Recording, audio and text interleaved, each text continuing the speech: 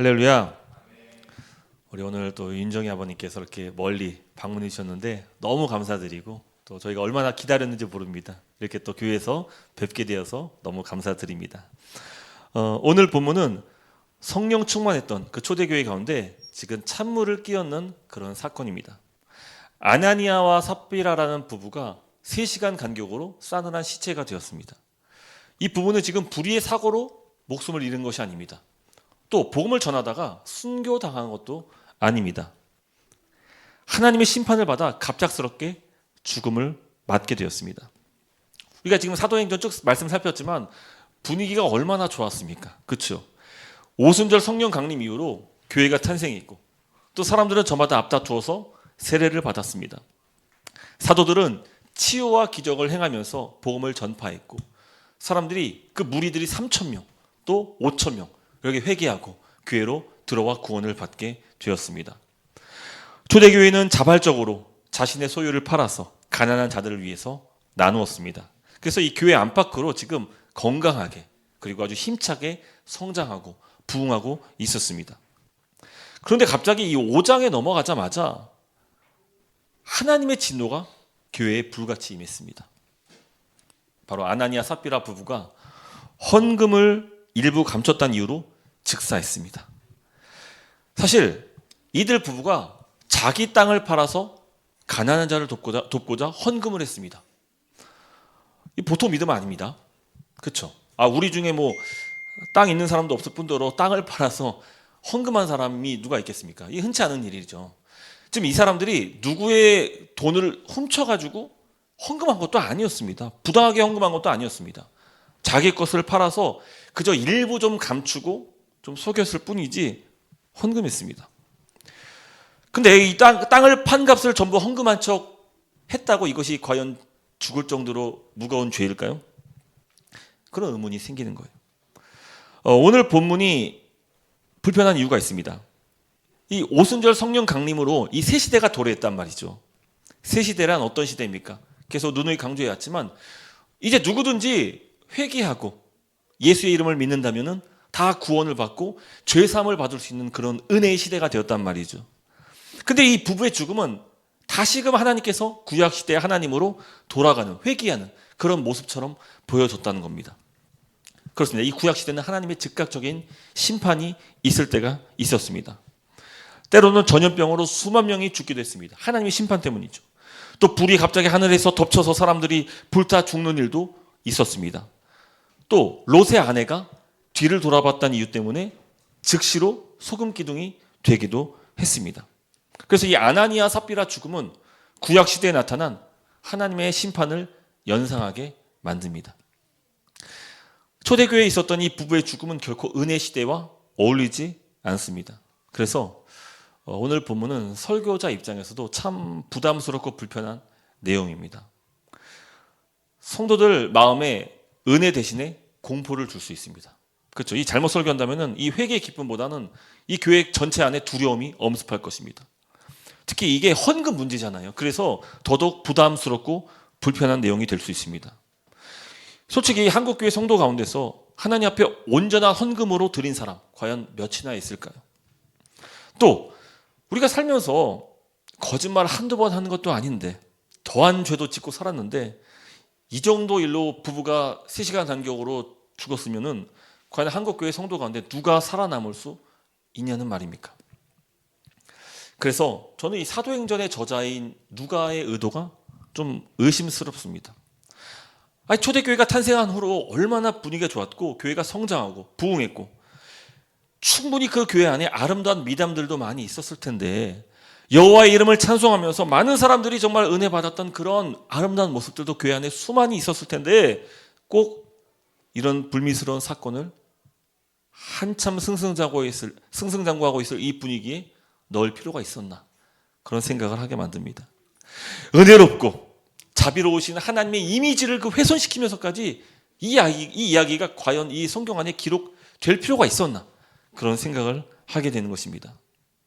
하지만 우리는 분명한 사실 한 가지를 결코 잊어서는 안 됩니다. 우리 하나님은 은혜롭고 자비가 풍성하시고 사랑의 하나님이 맞지만 그러나 하나님은 또 한편에서 그분은 공의의 하나님이십니다. 그분은 죄를 참지 않으십니다. 죄를 반드시 심판하시죠. 그래서 성경에 말하고 있는 죄의 삭은 사망이다. 이것은 명백한 진리가 됩니다. 그렇다 할지라도 오늘 본문의 중심 사상은 헌금 감추면 죽습니다. 이건 아닐 겁니다. 할렐루야. 예. 또 거짓말로 사도들을 속이면 죽는다. 이것도 아닐 것입니다. 자, 오늘 본문이 우리에게 전하는 메인 아이디어, 중심 사상은 바로 교회는 성령님이 거하시는 거룩한 성전이 된다는 그 사실입니다. 교회는 성령님이 거하시는 전입니다. 여러분 이 사실 믿으십니까? 성령님은 곧 거룩한 영이세요. 그래서 교회는 거룩한 공동체입니다. 거룩한 공동체는 결코 죄를 타협할 수 없는 것이죠. 또 우리 하나님께서는 교회가 거룩한 공동체가 되도록 보호하시고 지키십니다. 이 중요한 사실을 우리는 놓치지 말아야 하는 것입니다. 그래서 오늘 설교를 통해서 하나님의 은혜 안에 있는 교회가 얼마나 거룩해야 하는지를 좀 진지하게 고민해보고 또 우리 안에서 실천할 수 있는 그런 순종의 믿음이 나타날 수 있기를 간절히 소망합니다. 할렐루야. 자, 오늘 본문의 내용을 좀 더 살피기 전에 좀 바로 직전 본문을 좀 이해할 필요가 있습니다. 이 4장 32절 이하의 본문에 나타나는 초대교회의 모습입니다.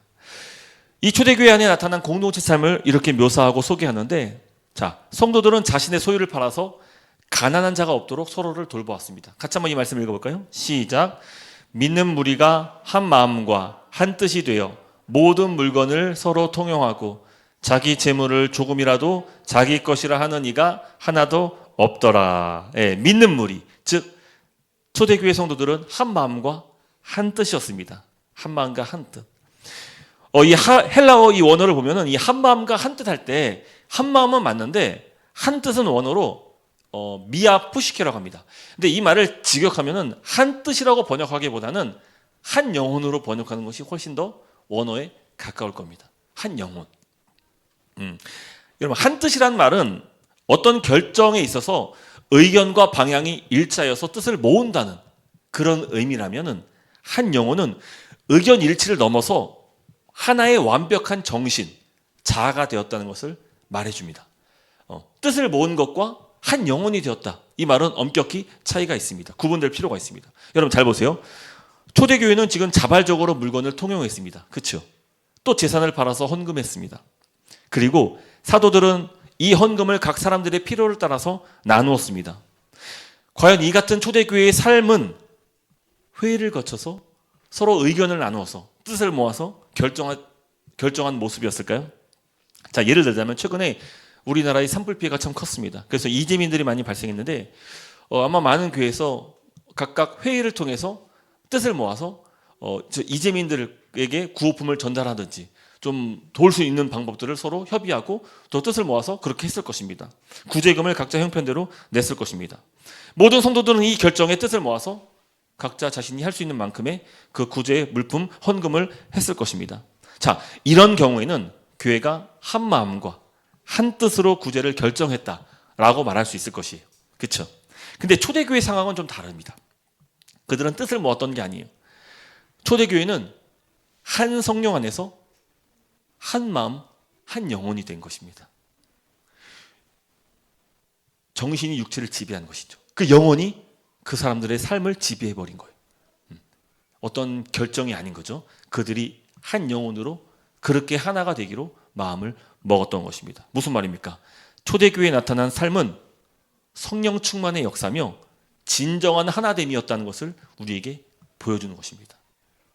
그런 의미에서 이 본문을 봐야 됩니다. 여러분 지금도 교회는 다양한 상황과 여건 속에서 하나 됩시다라는 말을 많이 사용합니다. 그렇죠? 예배할 때거나 뭐 친교할 때 서로 어떤 일을 도모할 때 결정을 할 때 그때 하나가 되자고 많이들 외칩니다. 그런데 초대교회와 같은 진정한 하나됨을 이루려면 무엇이 필요한지 아십니까? 회의가 필요한 게 아니에요. 뜻을 모으는 것이 중요한 게 아니에요. 바로 우리 모두가 한 성령 안에서 충만해야 됩니다. 그래야 초대교회 같은 한 마음, 한 영혼이 되어서 이와 같은 아름다운 선행들을 구제들을 할 수 있는 것입니다. 그러므로 교회의 하나됨은 누구의 사역입니까? 이거 명백히 알아야 돼요. 교회가 하나됨을 이룰 수 있는 것은 누구의 사역입니까? 바로 성령님의 사역이에요. 성령이 충만하였기 때문에 교회가 하나 될 수 있는 것입니다. 그래서 여러분 기억하세요. 사람의 노력과 수고로는 결코 한 마음, 한 영혼을 이룰 수가 없습니다. 그렇죠? 초대교회는 자기 소유를 자기 것이라고 하는 사람이 아무도 없었습니다. 모두가 다 유무상통했습니다. 교회 안에 부족한 자가 없을 정도로 나눔과 실천을 섬김을 실천했습니다. 성경은 초대교회가 성령 충만하여 하나가 되었다는 사실을 바로 이 4장 32절 이하로부터 우리에게 보여준 것입니다.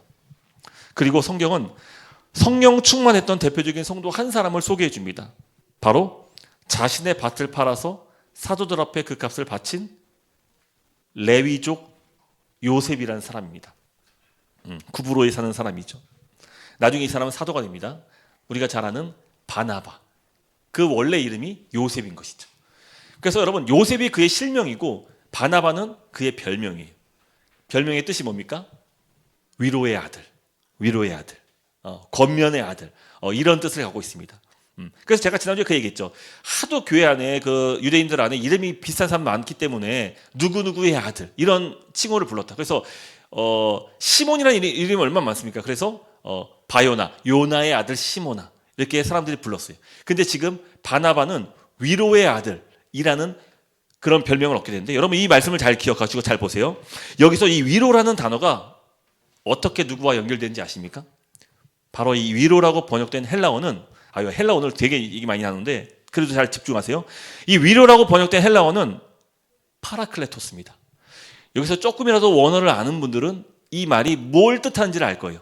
바로 예수님께서 요한복음에서 성령님을 가리켰을 때 보혜사, 파라클레토스라고 불렀어요. 그러니까 위로의 아들이란 말은 보혜사, 즉 성령님의 아들, 그의 위로의 아들이라는 말은 곧 그 안에 성령이 가득했다는 것을 우리에게 말해주고 있는 것입니다. 보혜사, 파라클레토스. 그래서 이 단어 같습니다. 파라클레토스, 파라클레시스. 전미사만 다를 뿐 같은 단어예요. 위로, 위로자. 보혜사 성령님의 사역이었던 것이죠. 그래서 그 수많은 사람들 중에 그 교회가 물론 다 성령으로 충만했지만 그 가운데서 유독 성령으로 충만했던 그 한 사람에게 모든 교회가 그를 위로의 아들, 파라클레시스라고 불렀던 것입니다. 나중에 이제 사도행전 11장을 보더라도 이 바나바는 성령과 믿음이 충만한 자로 소개가 됩니다.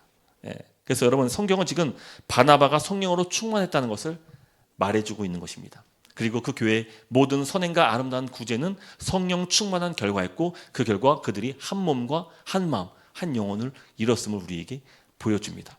자, 여기까지 이해하고 그리고 5장을 넘어가야지 이 5장의 이 충격적인 죽음 사건이 이해가 됩니다. 자, 그리고 이제 5장으로 넘어가면은 또 원어가 또 하나 나옵니다. 이해하세요. 오늘 좀 필요해요. 5장 1절은 접속사 하나로 시작하는데 대라는 접속사인데 그 뜻은 그러나입니다. 그러나. 그러니까 4장에 있었던 일이 있고 그러나 그리고 시작되는 오늘 본문이에요. 4장의 뒷부분의 말씀과 오늘 본문을 서로 대조하고 있습니다. 그러나 바나바는 성령으로 충만하여서 아름다운 구제와 헌신을 했으나 그러나 하고 등장한 인물이 바로 아나니와 삽비라입니다. 4장에서 구브로 출신 요셉, 바나바는 자신의 땅을 판 값으로 사도들에게 주었습니다. 근데 5장에서도 똑같이 아나니아 삽비라 부부도 자신의 땅 판 값을 누구에게 바칩니까? 사도들에게 주었어요. 근데 보세요. 요셉이라는 사람은 바나바라는 칭호를 얻습니다. 성령 충만한 아들. 그런 칭호를 얻는 반면에 지금 아나니아 삽비라는 똑같은 행동을 했지만 그 자리에서 축사했어요. 이거 어떻게 바라봐야 되겠습니까? 둘 다 자신의 밭을 팔아서 헌금을 사도에게 바쳤단 말이에요. 근데 누구는 교회에서 온 교회가 칭송하면서 성령의 아들이다. 근데 누구는 그 자리에서 즉사했단 말이에요. 이거 어떻게 이해할 수 있냐는 것이죠. 왜 도대체 이런 일이 발생한 것입니까?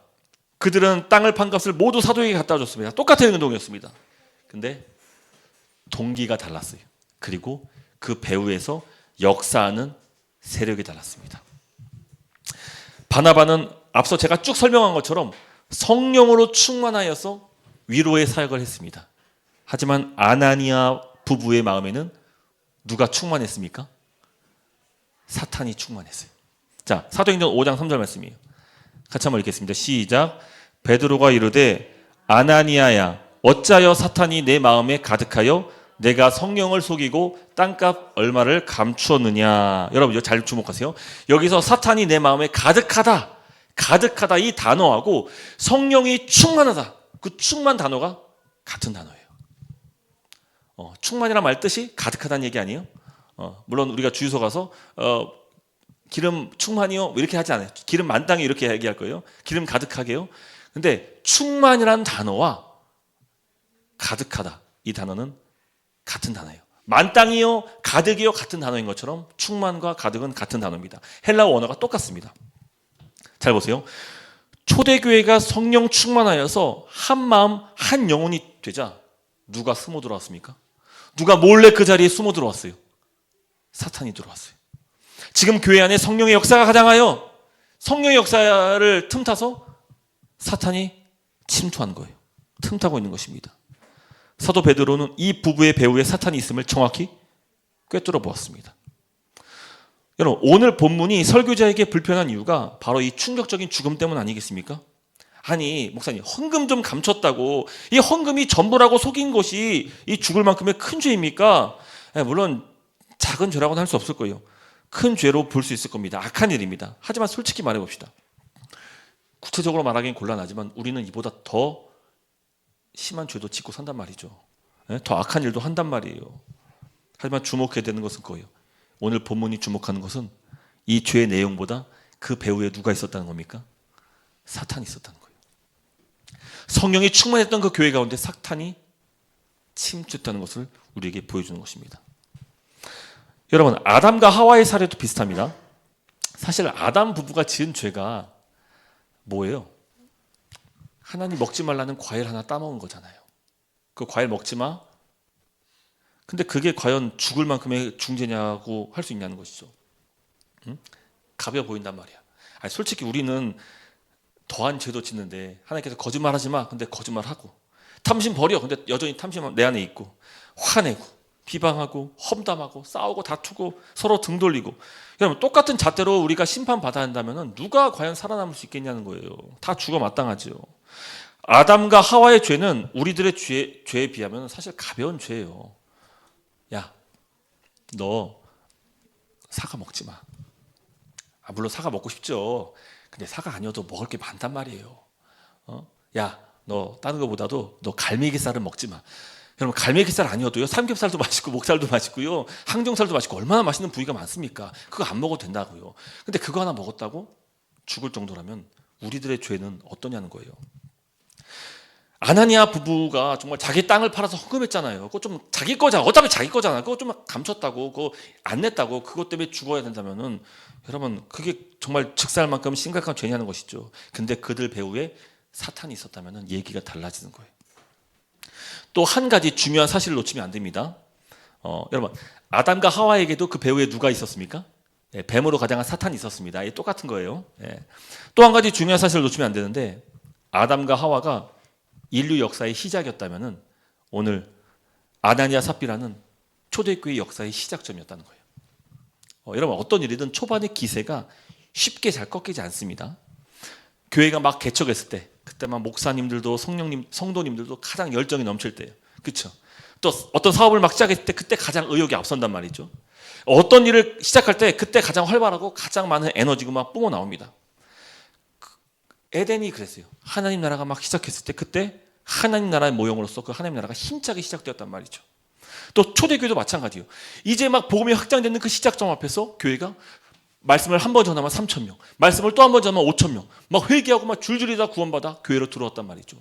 근데 그 시작점에서 아담과 하와에게 뱀의 모습으로 가장한 사탄이 틈탄 거예요. 그리고 그들을 넘어뜨린 것이죠.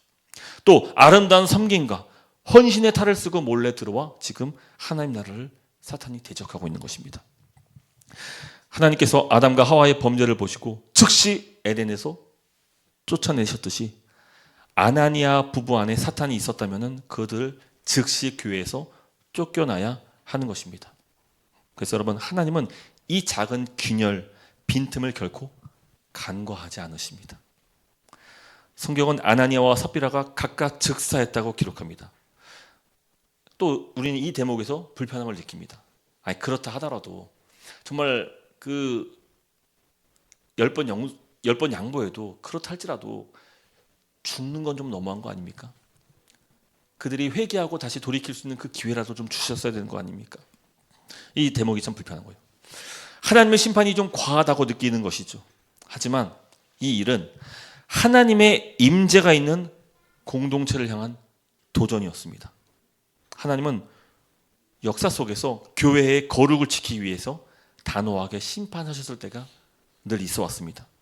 하나님은 성령의 전인 교회에 사탄이 틈타지 못하도록 즉각적으로 심판하신 겁니다.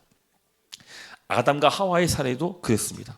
또 레위기 10장 1절에서 2절 말씀 보면은 여기에 나답과 아비후라는 그 제사장의 아들이 나오는데 이들이 어떤 일을 했냐면은 하나님께서 분명히 어떤 거룩한 구별된 불로 제사할 것을 명령했지만 이들이 무슨 일 때문인지 하나님께서 구별하여 쓰라고 했던 그 불 대신에 자기 마음대로 아무 불을 가져다가 분향했습니다. 그래서 그때 불 내려와서 그 사람들이 즉시 즉사했습니다.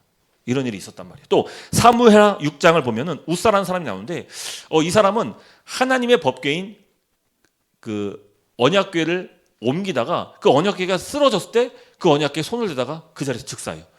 왜냐하면 하나님께서 언약궤는 누구도 만지지 말라고 말씀하시고 오직 레위 족속만 그 언약궤에 손을 댈 수 있다고 말씀하셨는데 이 웃사가 그 말씀 물론 알고 있었을 거예요. 근데 급해가지고 그 언약궤 떨어지면 파괴되니까 급해가지고 급한 마음에 그걸 딱 붙들었다가 그 자리에서 즉사당합니다.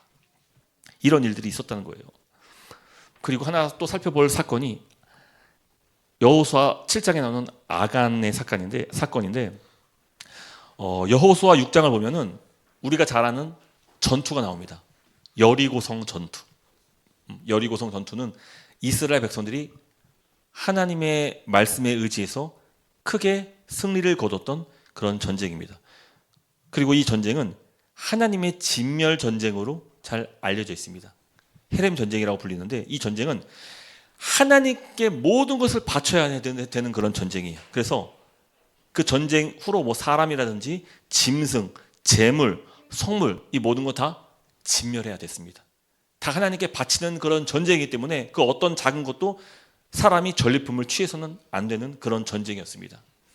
근데 아간이라는 사람이 하나님께 드려야 될 그 전리품 약간 소정의 것을 자신의 것으로 취했습니다. 그 결과 아간과 그의 가족들이 돌에 맞아 죽게 됩니다. 여러분 지금 제가 앞서 얘기했던 모든 공통적인 사건들은요 다 하나같이 우리가 이해할 수 없는 그런 사건들이에요. 어떻게 그렇다 할지라도 꼭 죽일 필요가 있었나? 그 정도로 좀 심각한 일이에요. 근데 이 사건에는요 또 다른 공통점 한 가지가 있어요. 그것은 바로 하나님의 거룩함입니다. 하나님은 자신의 거룩을 훼손하는 그 죄를 가볍게 보지 않으세요. 즉각 처형하시는 것이죠. 하나님의 거룩함을 훼손시킬 때 하나님은 구약 성경 내에서 즉시로 즉각적으로 심판해 왔습니다. 아나니아 부부의 범죄도 이 성령으로 충만한 교회 틈탄 사탄의 공격이었어요. 교회 안에 나타난 거룩한 성령의 역사를 가장한 공격이었습니다. 그들은 성령을 속였고 또 하나님께 거짓말했습니다. 하나님의 거룩한 전인 교회를 훼손시켰을 때 하나님은 그 자리에서 그들을 즉사 죽이셨습니다. 심판하셨습니다. 그리고 오늘 본문은 여러 상황을 통해서 우리에게 이 죽음이 그냥 돌연사가 아니라 우연히 발생한 사건이 아니라 하나님의 심판이었음을 우리에게 명명히 얘기해 줍니다. 여러분 베드로의 책망을 받자 아나니아가 그 자리에서 죽죠. 근데 그 다음부터 막 이상한 일들이 계속 이루어집니다. 독특한 일이 발생하는데 아나니아가 쓰러지자마자 젊은 사람들이 우르르 나와가지고 그 아나니아 시체를 들고 와서 바로 그 자리에서 매장시키고 장례를 치러버립니다. 너무 속전속결로 그냥 바로 치러버려요. 그러니까 가족에게 알리거나 이런 게 없어요. 뭐 그들을 위로하거나 곡하거나 이런 장면이 전혀 없습니다. 그냥 그 즉시 들고 나가서 바로 매장해버리고 장사 지내버립니다. 아내 삽비라가 모를 정도로 순식간에 장례를 치러버렸습니다. 우리는 그렇게 생각할 수 있어요. 아무리 그렇다 할지라도 너무 성급하게 장례를 치른 거 아니냐. 근데 여기는 유대인들의 독특한 장례 관습이 녹아져 있는데 자살을 한 사람이나 국가에 대한 반역자, 또 교회에서 죄를 지어서 출교당한 자, 또는 범법자 같은 사람들이 죽으면요, 이 죽음은 당시 유대 사람들은 하나님의 심판으로 말미암은 죽음이라고 그렇게 이해를 했습니다. 마땅히 죄를 지었기 때문에 하나님께서 그들을 죽였다라고 그렇게 심판으로 여겼습니다. 그리고 그렇게 하나님의 심판으로 죽은 자들은 적절한 장례 절차를 생략하고 즉시 땅에 매장을 합니다. 이게 당시 교회 관례였다고 합니다. 아나니아의 죽음은 당시 교회가 어떻게 이해한 것입니까? 왜 젊은 사람들이 그들을 바로 데리고 나가서 장사했습니까? 이 죽음은 하나님의 심판이었다고 그들이 그렇게 간주해 버린 거예요. 아내도 모를 정도로 그냥 바로 장사를 지내버린 것이죠. 자, 이 사실을 모른 채 삽비라가 사도들 앞에 왔습니다. 삽비라는 전혀 상황을 모르고 있는 상황이에요. 사도는 똑같이 질문합니다. 이 돈이 밭을 팔아 헌금한 전부이냐? 그랬을 때 뭐라고 대답합니까? 남편과 똑같이 전부라고 얘기했습니다. 그때 베드로가 삽비라의 거짓말을 주의 영을 시험하는 죄라고 지적합니다. 그리고 그녀도 그 자리에서 즉사, 그리고 남편 곁에서 장사됩니다. 초대교회는 이들 부부의 죽음을 어떻게 받아들였습니까? 하나님의 심판으로 받아들였습니다. 성령을 속이고 하나님께 거짓말했기 때문에 받은 심판으로 해석을 했습니다. 그리고 이제 온 교회가 이 사건으로 말미암아 어떻게 됩니까? 두려워하는 거예요. 당연히 두려워하지 않겠습니까? 이 모든 사건을 보면서 하나님의 심판의 두려움을 모든 교회 사람들이 다 알게 된 것이에요. 그래서 오늘 본문은 두려움이라는 단어를 두 차례 반복적으로 사용합니다. 이 두려움은 놀람과 충격 그 이상이었을 두려움이었습니다. 초대교회는 이 충격적인 사건을 경험하면서 첫 번째, 하나님 임재 앞에서는 두려움을 느꼈습니다. 두 번째, 하나님이 죄에 대해서 무관심하지 않다는 사실로 두려워했습니다. 그리고 세 번째, 하나님께서 보이지는 않지만 이 교회를 다스리시고 통치하신다는 그 사실로 말미암아 경외심을 가졌습니다. 여러분, 이 시대도 마찬가지지만 역사적으로 교회가 타락했던 그 이유는 어쩌면은 하나님을 향한 두려움, 그 경외심을 잃어버렸기 때문에 교회가 타락했을 것입니다. 쉽게 범죄하는 것이죠. 죄를 짓고서 버젓이 또 반복되는 죄를 짓는 거예요. 왜 그렇습니까? 바로 이 하나님을 향한 그 경외심, 두려운 마음을 잃어버리면 교회는 자연스럽게 타락하게 되는 겁니다. 사도 바울은 빌립보서 2장 12절에서 이렇게 말씀합니다. 그러므로 나의 사랑하는 자들아, 너희가 나 있을 때뿐 아니라 더욱 지금 나 없을 때에도 항상 복종하여 두렵고 떨림으로 너희 구원을 이루라. 여러분, 교회는 반드시 하나님께 대한 거룩과 경외심, 두려운 마음을 가져야 합니다. 하나님 눈에 보이지 않는다고 함부로 하나님 대해서는 결코 안 되는 것입니다.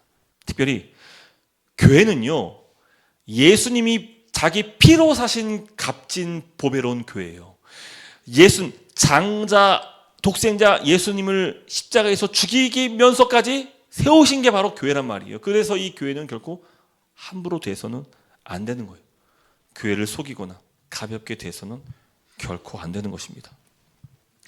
바나바가 자신의 땅을 팔아서 헌금한 동기가 사람들을 위로하는 것이었다면 아나니아 부부의 동기는 어쩌면 바나바처럼 교회로부터 칭송을 받고 칭찬을 받고 싶어서 그랬는지도 모릅니다.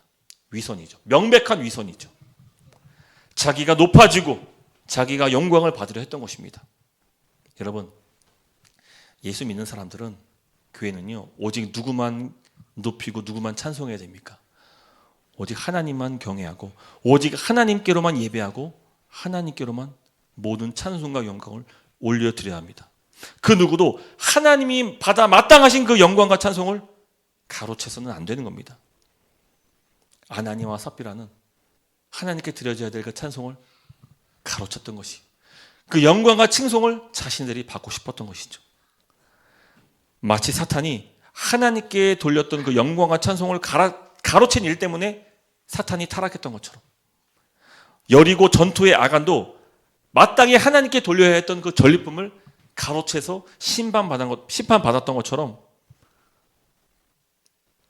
아나니아와 삽비라가 마땅히 하나님께 드려야 될 그 모든 것을 자신이 가로챈, 분명히 성령이 충만해서 나타났던 그 역사함에도 불구하고 그 역사를 자신에게 가로채려 했던 그 위선적인 태도 때문에 그들은 심판을 받은 것입니다. 그리고 하나님 그들을 결코 그들의 죄를 가볍게 여기지 않은 것이죠. 여러분, 사탄과 아간처럼 우리들도 하나님이 눈에 보이지 않는다는 이유로 하나님을 향한 경외심, 두려운 마음을 망각할 때가 있습니다. 그래서 하나님께 돌려야 될 마땅한 것을 내가 가로채는 것이죠. 심지어 스스로 하나님인 것처럼 말하고 행동할 때도 있습니다. 여러분, 오늘날 한국교회가 여호와의 영광으로부터 멀어지게 된 이유가 무엇일까요? 저는 오늘 설교를 준비하면서 정확히 알게 되었어요. 바로 하나님을 향한 경외심, 두려운 마음을 잃어버렸기 때문입니다. 입으로는, 말로는 하나님 어쩌고 잘도 말하면서 정작 삶에서는 하나님을 속이고 하나님께 가볍게 여기고 불순종하고 죄를 짓는단 말입니다. 기억하십시오. 하나님은 하나님을 가볍게 대하는 자들을 가볍게 대하십니다. 반면 사무엘상 2장 30절 말씀, 마지막 우리 하이라이트 친 표시만 같이 한번 읽어볼까요? 시작. 나를 존중히 여기는 자를 내가 존중히 여기고 나를 멸시하는 자를 내가 경멸하리라. 아멘. 네, 이 하나님 마음이, 누가 나를 존중히 여긴다면은 하나님이 그를 존중히 여기세요. 하지만 누가 하나님을 멸시하면은 하나님도 똑같이 그를 경멸하십니다. 지극히 당연한 반응인 것이죠. 우리가 예수 그리스도 이름 앞에 모여서 하나님을 예배한다고 하면서 근데 하나님을 향한 그 행동이나 그 모습은 지극히 다른 사람을 대하는 태도보다도 더 가볍게 여길 때가 얼마나 많이 있습니까? 당장 눈앞에 예배 드리는 모습만 보더라도 우리는 그런 모습을 너무 쉽게 찾아보는 것이죠. 뭐 대통령이 아니라 대통령의 아는 측근만 만나더라도 막 며칠 전부터 준비하고 몇 시간 전부터 대기하고 몇 시간 전부터 그 사람만 만나뵈려고 연습하고, 하지만 그 사람에게조차 하는 그 경외하는 마음을 우리는 하나님 앞에서도 하지 못할 때가 너무나도 많이 있다는 것이. 하나님을 가볍게 여기십니까? 예, 하나님도 여러분을 가볍게 대하세요. 하지만 하나님을 존중하십니까? 정말 그분을 존귀 여기십니까? 예, 그런 자를 하나님이 높여주시는 거예요. 여러분, 우리는 너무나도 은혜의 시대 속에서 은혜만 강조하다 보니까 이 두렵고 떨리는 그 하나님의 두려움을 놓칠 때가 너무 많이 있다는 거예요. 그래서 하나님을 너무 가볍게 여기는 거예요. 종이 한 장, 휴지 한 장만큼보다도 더 가볍게 여길 때가 있다는 것이, 단지 눈에 보이지 않는다는 이유로 너무나도 가볍게 여기는 것이죠. 초대교회는 아나니아 삽비라 죽음을 목도하면서 그들은 하나님이 결코 가볍지 않다는 것을 다시금 뼈저리게 느끼게 되었습니다. 원래도 그들은 하나님을 경외했지만 더욱더 그 마음 가운데 하나님에 대한 경외심을 갖게 되었던 것입니다. 초대교회가 성령 충만한 공동체였다는 것을 보여주는 적절한 예로 그들은 항상 하나님을 경외하였고 두려워했습니다. 그래서 여러분 다시 한번 기회가 되시면 사도행전 1장부터 한번 차례대로 보세요. 곳곳에 하나님을 경외했다는, 두려워했다는 그 말씀이 기록되어 있습니다. 여러분, 하나님의 심판은 진노가 목적이 아닙니다. 오히려 우리를 보호하시기 위한 장치입니다. 아나니아 부부 심판은 불순물을 걸러내는 정금의 과정이며 공동체가 거룩함과 정결함을 유지할 수 있도록 하나님께 허락하신 깊은 사랑입니다. 사도행전 5장 11절 보면은 온 교회와 이 일을 듣는 사람들이 다 크게 두려워했다라고 기록합니다. 사도행전에서 처음으로 교회라는 단어가 이때 등장을 합니다. 온 교회가, 거룩한 하나님의 공동체가 이 사건을 보면서 하나님을 크게 두려워하게 된 것입니다. 여러분, 여기서 우리가 오해하면 안 되는 것이 교회가 갖게 된 그 두려움은 단순한 공포가 아닙니다. 너 좀만 실수하면 너 죽어, 이런 공포가 아니에요. 이거는 거룩한 경외심이에요. 이걸 놓치면 안 돼요. 하나님을 하나님으로 대하는 태도가 이 초대교회 안에 나타났다는 것을 의미합니다. 잘 보세요. 하나님은요, 이 아나니아 삽비라 때문에 잠깐 교회가 흔들렸던, 그 사탄이 틈타했던 그 사건을 바로 정화시킨 후에 다시금 그들 가운데 성령으로 충만케 채우십니다.